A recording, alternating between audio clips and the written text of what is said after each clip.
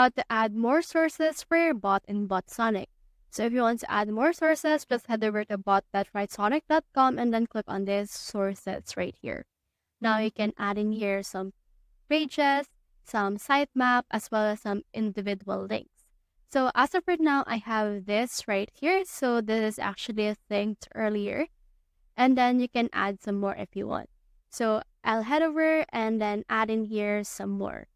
So you can also search for some more websites if you want to get some info. Like for example, the actual bot that I have is actually about dogs. So I used this earlier, and you can also use another link that you can choose from. Just head over and copy it and then paste it right here, and then it will crawl the web page for you. Just head over and click on continue.